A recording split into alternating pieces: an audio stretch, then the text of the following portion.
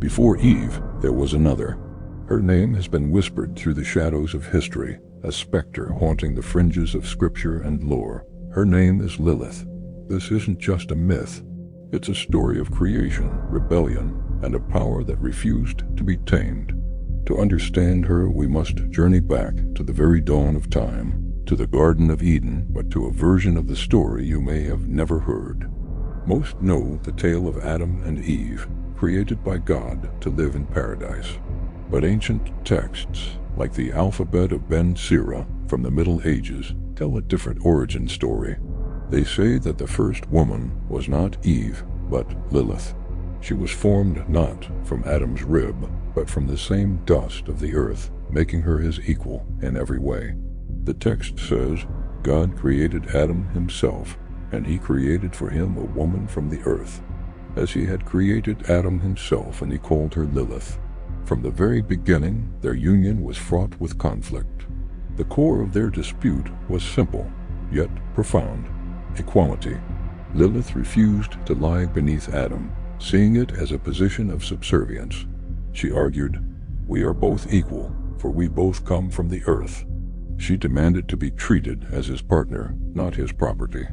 But Adam, insistent on his dominance, refused. The paradise of Eden became a battlefield of wills. Frustrated and unwilling to surrender her autonomy, Lilith made a choice that would echo through eternity. She uttered the ineffable name of God, a sacred and powerful act which granted her the power to escape. She grew wings and flew away from the Garden of Eden, leaving Adam and the garden behind forever. She chose exile over submission, freedom over a gilded cage. This act of defiance branded her as the first rebel, a figure of untamable spirit. God, seeing Adam alone, sent 3 angels, Senoi, Sansonoi, and Semangeloth, to retrieve her. They found her by the Red Sea, a place that would become synonymous with her legend. Teeming with new life she had brought forth, the angels delivered an ultimatum: return to Adam or face a terrible punishment. And the punishment was that 100 of her children would perish every day if she refused. It was a choice of unimaginable cruelty. Here, the story of Lilith takes its darkest turn. Faced with this horrific decree, she did not yield. Instead, her grief and rage transformed her. She swore an oath of her own, a vow of vengeance. She would prey upon the children of humanity, specifically infant boys until their 8th day and girls until their 20th. She became the night-haunting specter, the child-stealing demon that parents would fear for millennia. However, she also gave the angels a concession. Wherever she saw their names or forms on an amulet, she would have no power over the infant.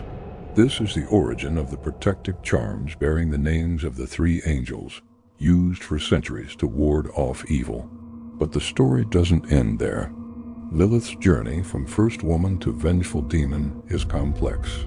In later Jewish mysticism, particularly in the Zohar, a foundational text of Kabbalah, her image is further expanded. She becomes a queen of demons, a consort to the archangel Samael, the embodiment of the dark feminine. Together they rule the Sitra Achra, the other side, a realm of spiritual impurity that exists in parallel to the holy world.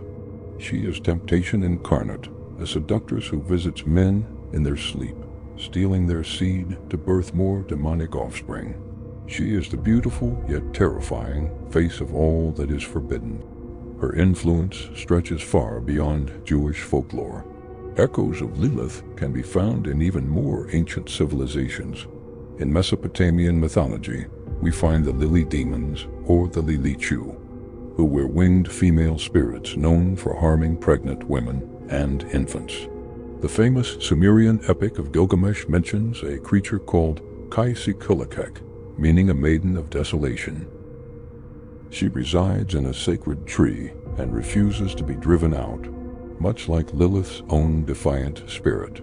These ancient figures suggest that the legend of Lilith is not an isolated story, but part of a much older tradition of powerful and often feared female spirits. Fast forward to the modern era, and Lilith has undergone another dramatic transformation. Beginning in the late 20th century, feminist writers and thinkers began to reclaim her story. They saw her not as a demon, but as a symbol of female strength, independence, and the fight against patriarchal oppression. In this new interpretation, her refusal to submit to Adam is not an act of evil, but an act of liberation. Her escape from Eden is not a fall from grace, but an ascent into self-awareness. She becomes the first feminist, a powerful icon for women who refuse to be defined or controlled by others. The Lilith Fair, a massive all-female music festival in the 1990s, cemented this new identity in popular culture. She was no longer just a footnote in religious texts or a monster in horror stories. She was an inspiration. She represents the wild, untamed feminine energy that has often been suppressed throughout history. She is the shadow self, the part of us that questions authority and demands equality. She embodies the freedom to choose one's own destiny, even if that path leads to exile and misunderstanding. So who is the real Lilith? Is she the defiant first woman of Eden? The vengeful, child-stealing demon of the night? The seductive queen of the underworld? Or the modern icon of feminine empowerment? The truth is, she is all of these things and more. Lilith is a mirror, reflecting the fears and desires of the cultures that tell her story.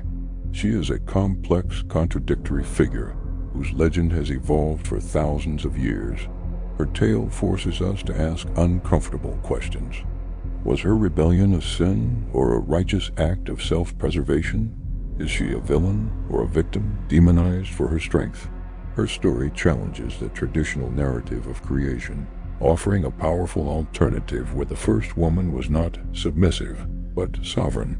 She remains one of the most compelling and enduring figures in all of mythology, a timeless symbol of rebellion, freedom, and the fierce, indomitable power of the feminine spirit. Her name, once whispered in fear, is now often shouted as a declaration of strength. The legend of Lilith is far from over.